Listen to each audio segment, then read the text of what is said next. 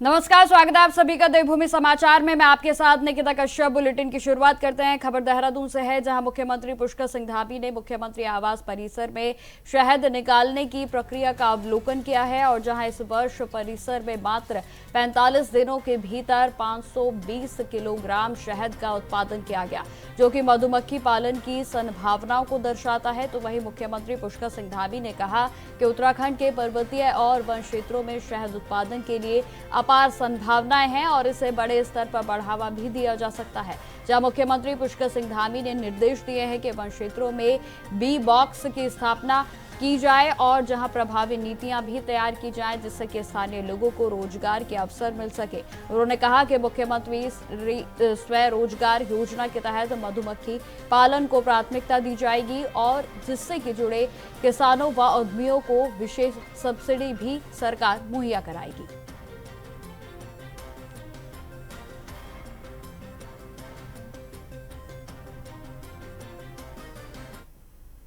देहरादून में मुख्यमंत्री पुष्कर सिंह धामी ने मुख्यमंत्री कैंप कार्यालय में स्थित मुख्य सेवक सदन में प्रदेश भर से आए नागरिकों की समस्याओं को सुना और जहां इस दौरान उन्होंने आमजन से सीधा संवाद स्थापित कर उनकी समस्याओं को गंभीरता से लेते हुए कई मामलों का मौके पर ही समाधान भी किया। और जहां जन सुनवाई के दौरान लोगों ने सड़क, पेयजल, स्वास्थ्य, शिक्षा और आर्थिक सहायता से जुड़ी विभिन्न समस्याएं रखी, जिस पर कि मुख्यमंत्री पुष्कर सिंह धामी ने त्वरित कार्रवाई के निर्देशों को जारी किया है। मुख्यमंत्री धामी ने अधिकारियों को स्पष्ट निर्देश दिए हैं कि जनहित से संबंधित सभी प्रकरणों का प्राथमिकता के तौर पर समाधान किया जाए। उन्होंने यह भी कहा कि समस्याओं के समाधान में किसी भी प्रकार की अनावश्यक देरी ना हो और प्रत्येक मामले की नियमित मॉनिटरिंग भी की जाए।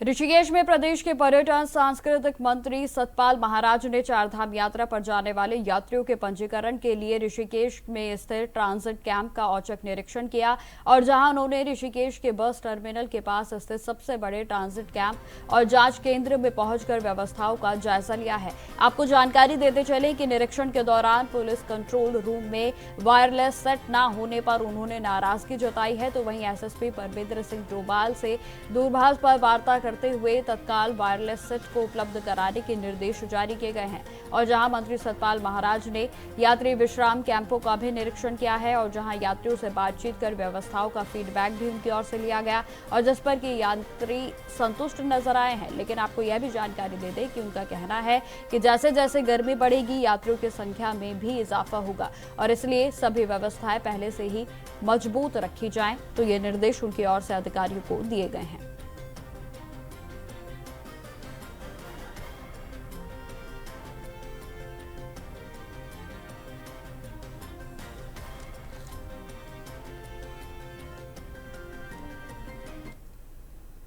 खबर रामनगर से है, जहां बेटियों की शिक्षा को बढ़ावा देने के लिए एक महत्वपूर्ण पहल के तहत शिक्षा मंत्री डॉक्टर धन सिंह रावत ने नेताजी सुभाष चंद्र बोस बालिका छात्रावास का लोकार्पण किया है। जानकारी देते चले कि कॉर्बेट नगरी रामनगर में स्थित राजकीय बालिका इंटर कॉलेज परिसर में बने 50 बेड के इस आवासीय छात्रावास का विधिवत उद्घाटन किया गया और जहां छात्राओं को सुरक्षित वातावरण में रहने और पढ़ाई करने के लिए सुविधाएं मिलेंगी। जानकारी देते चले कि मंत्री ने यह भी कहा है कि यहाँ छात्राओं के लिए सभी आवश्यक सुविधाएं निःशुल्क उपलब्ध कराई जाएंगी, जिससे कि आर्थिक रूप से कमजोर परिवारों की बेटियां भी शिक्षा के क्षेत्र में आगे बढ़ सकेंगी। तो वहीं शिक्षा मंत्री डॉक्टर धन सिंह रावत का कहना है कि यह छात्रावास विशेष रूप से उन छात्राओं के लिए है और बेहद उपयोगी भी होगा जिनके घर में पढ़ाई के लिए अनुकूल वातावरण या फिर उचित मार्गदर्शन नहीं मिल पाता है। उन्होंने यह बताया है कि प्रदेश में इस प्रकार के 17 छात्रावास संचालित किए जा रहे हैं और जिसमें करीब 1600 बच्चे रहकर अध्ययन कर रहे हैं।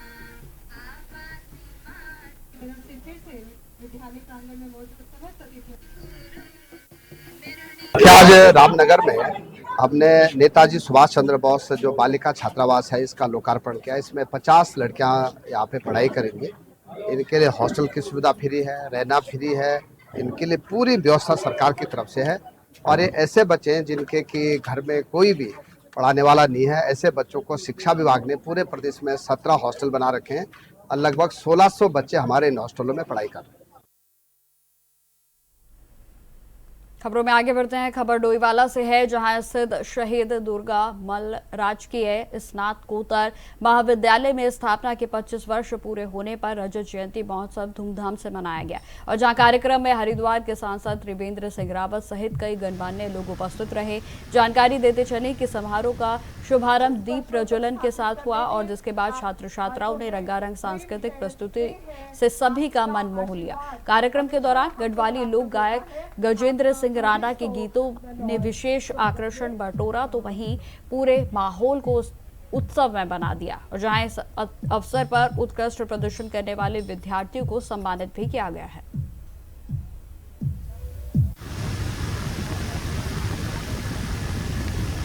25 वर्षों तक स्थापित करने में आप जो है प्रेम है, स्नेह है, आपका आशीर्वाद हमेशा हमको प्राप्त होता है।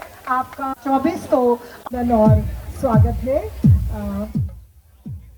देखिए, बहुत ही सबसे पहले तो हर्ष का विषय है कि इस वर्ष हमारे जो महाविद्यालय शहीद दुर्गा मल डोईवाला में जो है उसके जो है 25 वर्ष पूरे हो गए हैं और मेरा सौभाग्य रहा है कि इस विषय के उपलक्ष्य में जो है मैं यहाँ पे छात्र संघ अध्यक्ष हूँ।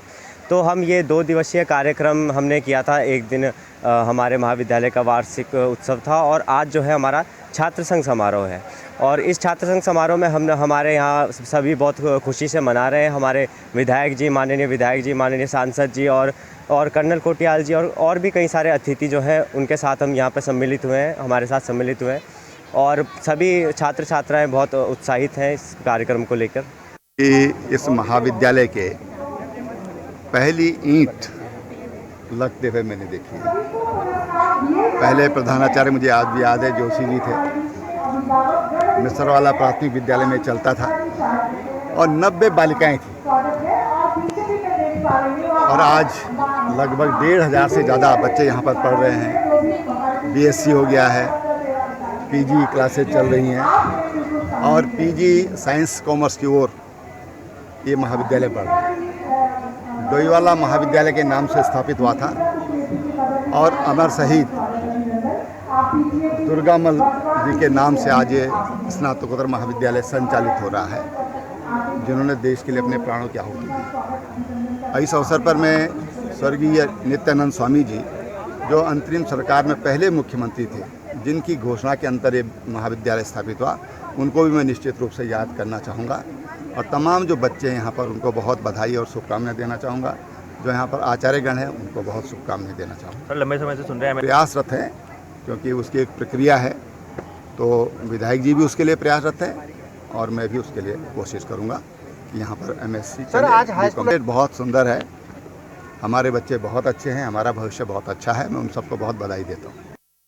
खबरों में आगे बढ़ते हैं। उत्तराखंड में कांग्रेस के प्रदेश अध्यक्ष गणेश गोदियाल ने पूर्व मुख्यमंत्री हेमंती नंदन बहुगुणा की 107वीं जयंती के अवसर पर उन्हें श्रद्धांजलि अर्पित की और इस मौके पर कांग्रेस के मुख्यालय में आयोजित कार्यक्रम में पार्टी के नेताओं और कार्यकर्ताओं ने बहुगुणा के योगदानों को याद करते हुए भावभीनी श्रद्धांजलि अर्पित की, जहाँ कार्यक्रम में उनके राजनीतिक जीवन और जनसेवा के कार्यों पर भी विस्तार से चर्चा की गई। तो वहीं प्रदेश अध्यक्ष गणेश गोदियाल का कहना है कि हेमवती नंदन बहुगुणा एक दूरदर्शी और जनहितैषी नेता थे और जिनके विचार आज भी प्रासंगिक हैं और प्रेरणा का स्रोत हैं।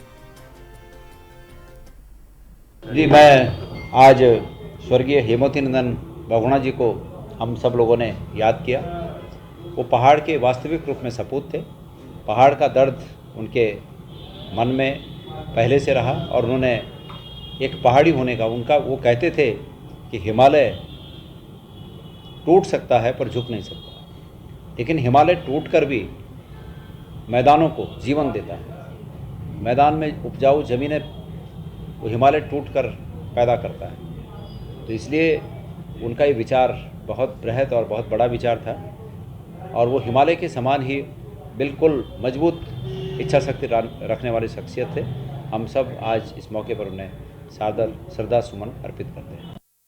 खबर देहरादून से है, जहां उस समय सम्मान, सेवा और समर्पण का भावुक दृश्य देखने को मिला जब देश की रक्षा करते हुए युद्ध में अपना एक पैर गंवा चुके रिटायर्ड कर्नल सोबन सिंह दानू से मिलने के लिए स्वयं आईजी गढ़वाल राजीव स्वरूप उनके आवास पर पहुंचे। यह मुलाकात केवल औपचारिक नहीं थी, बल्कि एक सच्चे सैनिक के प्रति सम्मान का जीवंत उदाहरण बन गई, और जिसने की अपने बलिदान से राष्ट्र की सेवा की है। और जहां इस दौरान कर्नल दानू ने अपनी भूमि संबंधित समस्या आईजी के समक्ष रखी है, और जिसे राजीव स्वरूप ने गंभीरता से लिया है, और उन्होंने मौके पर ही फोन के माध्यम से अधिकारियों से बातचीत की, और जहां उनकी समस्या का समाधान करने के लिए तमाम निर्देशों को आईजी की ओर से जारी किया गया।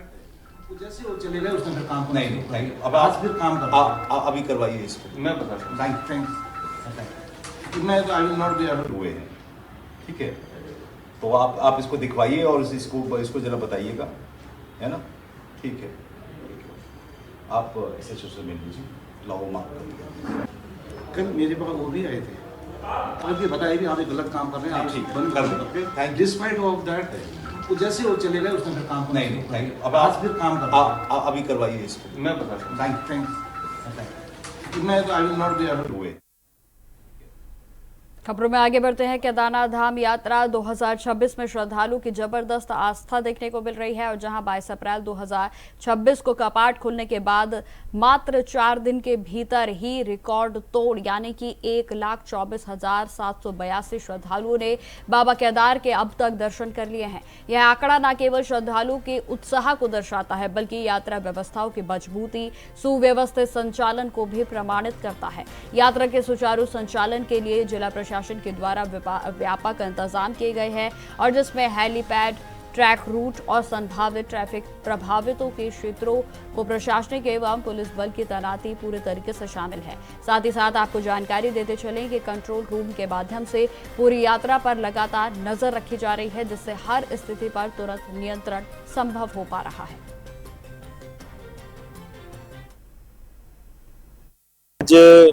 यात्रा का चौथा दिन है और यात्रा बहुत सुचारू रूप से संपन्न हो रही है। माननीय मुख्यमंत्री महोदय का निर्देश है कि यात्रा में किसी प्रकार की कोई असुविधा ना हो। आज से हमारी टीमें और मुस्तैदी से काम कर रही हैं। जो सायंकाल की आरती होती है वो भी आज से प्रारंभ हो जाएगी, और आम जनमानस को आरती का भी लाभ मिलेगा। हमारी टीमें हेलीपैड पर, ट्रैक रूट पर और पूरे शहर में जहाँ जहाँ पर ट्रैफिक की स्थिति हो सकती है वहाँ पर सभी जगह लगी हुई हैं, और हम लोग उसको कंट्रोल रूम से मॉनिटर कर रहे हैं। और मुझे बताते हुए बड़ा हर्ष हो रहा है कि 1 लाख से ज़्यादा लोगों ने दर्शन कर लिए हैं, और जिला प्रशासन माननीय मुख्यमंत्री महोदय के निर्देशन में पूरी मुस्तैदी से काम कर रहा है। खबरों में आगे बढ़ते हैं। अब खबर नैनीताल से है, जहां बीजेपी के विधायक सरिता आर्या ने महिला आरक्षण बिल को लेकर विपक्षी दलों पर तीखी प्रतिक्रिया दी है। उन्होंने कहा कि जिस महिला आरक्षण बिल को चर्चा के बाद पारित किया जाना था, उसे कांग्रेस, सपा, टीएमसी और कुछ अन्य दलों ने खारिज कर दिया। आगे उन्होंने क्या कुछ कहा, आप सुनिए। महिलाओं का जो आरक्षण बिल पास होना था, बहस के बाद उसमें कांग्रेस पार्टी, सपा, टीएमसी और हमारे अन्य दलों ने उसको टर्न डाउन कर दिया, जिसकी मैं घोर निंदा करती हूँ कि ये सभी पार्टियां महिला विरोधी पार्टियां हैं। माननीय मोदी जी का आभार और भारतीय जनता पार्टी के सभी सांसदों का बहुत बहुत आभार प्रकट करती हूँ कि उन्होंने सभी ने इस 33% बिल को जो आरक्षण था हमारा उसको समर्थन दिया। और आगे भी हम लोग चाहते हैं कि अभी 28 तारीख को माननीय हमारे मुख्यमंत्री जी पुष्कर सिंह धामी जी ने भी विशेष सत्र आहूत किया गया है, तो उसमें भी हम सभी महिलाएं जा रही हैं। और हमारा देखिए हर जनता और हर महिला उसमें चाहती है कि ये बिल पास हो और महिलाओं की भागीदारी हो लोकसभा में और विधानसभा में। उत्तराखंड में आध्यात्मिक नेता और धीरेन्द्र शास्त्री जी के बयान के बाद आपको बता दें कि उस पर प्रतिक्रिया देते हुए महामंडलेश्वर रुपेंद्र प्रकाश ने कड़ी प्रतिक्रिया दी है। आपको बताते चले, उन्होंने कहा कि इस प्रकार के बेतुके बयान केवल सुर्खियां बटोरने के माध्यम से बनते हैं और इसका वास्तविकता से कोई भी संबंध नहीं होता। आश्रम नहीं है, ये बेतुके बयान देकर सुर्खियां बटोरने के अलावा कुछ नहीं है। संघ कोई ऐसी संस्था नहीं कि वहां जबरदस्ती उसके ऊपर बच्चे थोपे जाए या बच्चे पालने का कोई आश्रम नहीं है, वो तो राष्ट्रभक्ति की प्रेरणा से प्रेरित होकर जो संघ का स्वयंसेवक या प्रचारक बनता है तो जबरदस्ती नहीं बनता, वो उसके अलग ही संस्कार होते हैं। ये केवल इस समय सत्ता लोलुपता में अपने आप को हाईलाइट करने के लिए इस प्रकार के बयानबाजी। इस समय देश में आवश्यकता है जनसंख्या नियंत्रण कानून की, और इस समय बढ़ती जनसंख्या इस देश के लिए बहुत बड़ा एक संकट का रूप धारण कर चुकी है। ऐसे में भारत सरकार को पार्लियामेंट में एक बिल लाना चाहिए, जनसंख्या नियंत्रण कानून, और चाहे वो हिंदू मुसलमान या अन्य जितने भी संप्रदाय देश में हैं, सबके लिए समान कानून इस देश में लागू। हाँ, वो धीरेन्द्र शास्त्री ने कितने बच्चे दिए हैं संघ को वो बताए। 17 मई को प्रस्तावित स्नातक के स्तरीय परीक्षा की तैयारियों को लेकर UKSSC के चेयरमैन ने व्यापक समीक्षा की है। उन्होंने स्पष्ट शब्दों में कहा है कि किसी भी तरह की लापरवाही को बर्दाश्त नहीं किया जाएगा। अभी हमारा जो एग्ज़ाम है वो 17 मई को प्रस्तावित है। जो आपका ध्यान होगा 21 सितंबर को पहले हुआ था, उसका री एग्ज़ाम होना है। इसमें करीब 1,10,000 के आसपास बच्चे बैठेंगे और उत्तराखंड के प्रत्येक ज़िले में एग्ज़ाम होंगे। पिछले बार जो हुई गलती हुई या जो भी जहाँ पर लापरवाही हुई, जहाँ से गड़बड़ हुई है, उन सब को दोबारा की पूरी समीक्षा की गई है और उसके हिसाब से नई व्यवस्थाओं के साथ नई SOP हम लोगों ने बना रखी, हर अधिकारी को किसको क्या करना है, और सभी जिलों को SSP DM को भेज दिया हम लोगों ने, उस पर हम लोग काम कर रहे हैं।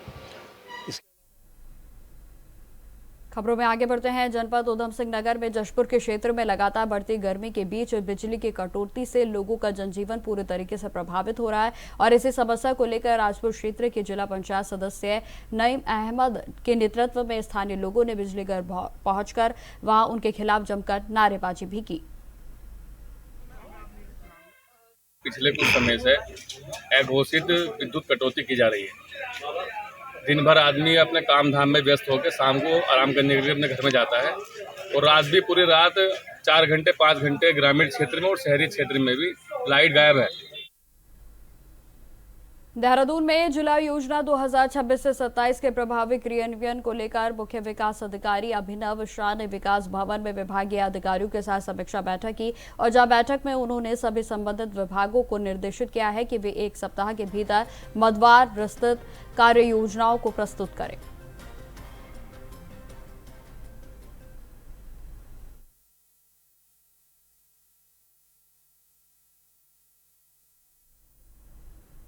उत्तराखंड बोर्ड परीक्षा के परिणाम घोषित होते ही प्रदेश भर में छात्रों के बीच उत्साह का माहौल देखने को मिल रहा है और इसी बीच पुणे के जनपद के पोखरी खेत में स्थित जनता इंटर कॉलेज की छात्रा महक ने शानदार प्रदर्शन करते हुए क्षेत्र का नाम रोशन किया है। आप सभी को मेरा प्रणाम। मेरा नाम महक है। मैं ग्राम सिंतोली विकासखंड पाबो और जिला पौड़ी की एक निवासी हूँ। मैं जनता इंटर कॉलेज पोखरी खेत की एक छात्रा हूँ। मैंने कक्षा 12वीं की इंटरमीडिएट की परीक्षा में 96% और उत्तराखंड स्टेट में 7वां स्थान प्राप्त किया है। इस छोटे से प्रयास में मेरे गुरुजनों, मेरे परिवारजनों और मेरे दोस्तों ने मेरा बहुत सहयोग किया है। खबर रानीखेत से है, जहां ग्रामीण क्षेत्र के छात्र लक्ष्य सिंह रावत ने उत्तराखंड बोर्ड हाई स्कूल की परीक्षा में शानदार प्रदर्शन करते हुए क्षेत्र का नाम रोशन किया और जहां JJCT माजेंटसरी स्कूल में गनिहा घोली में 19 वर्षीय छात्र लक्ष्य ने 92.6% अंक प्राप्त कर पूरे क्षेत्र भर का नाम रोशन कर दिया है। तो स्कूल वालों को, स्कूल सर और प्रिंसिपल सर को है कि इतने सारे उन्होंने टेस्ट कराए, रीटेस्ट कराए। कम सर 10 प्री बोर्ड हुए थे जिसमें से हमें ऐसा एक्सपीरियंस मिल गया था कि हाँ कि बोर्ड के प्रेशर को कैसे हैंडल करना है और उस हिसाब से हमारे मार्क्स इंक्रीज हुए और स्कूल में हमें ये बताया था कि ऐसे वर्ड को हाईलाइट करना है, क्या मेन पॉइंट है। देहरादून में अपराधियों के खिलाफ SSP का ऑपरेशन प्रहार लगातार तेज है, जहां आपको बताते चले कि थाना बसंत विहार क्षेत्र के हरवंशवाला में पुलिस और बदमाशों के बीच में मुठभेड़ हो गई और जहां पश्चिमी उत्तर प्रदेश का एक शातिर अपराधी पुलिस की जवाबी कार्रवाई में घायल हो गया है, जबकि उसके एक साथी शाहनवाज सलमानी को पुलिस ने घेराबंदी करते हुए गिरफ्तार कर लिया।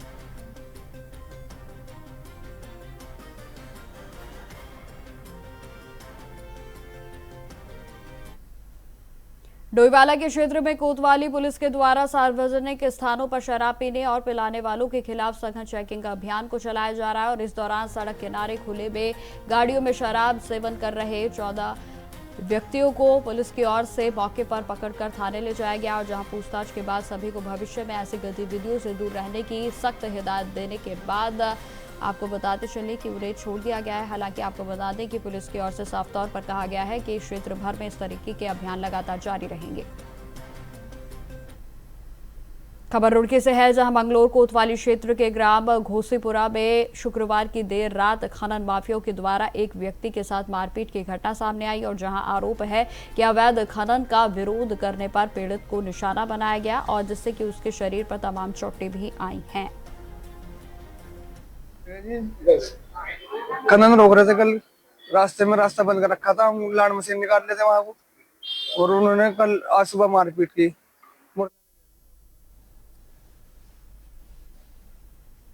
तो फिलहाल मेरे साथ इस बुलेटिन में इतना ही। देश दुनिया की तमाम खबरों की जानकारी के लिए बने रहे हमारे साथ। नमस्कार।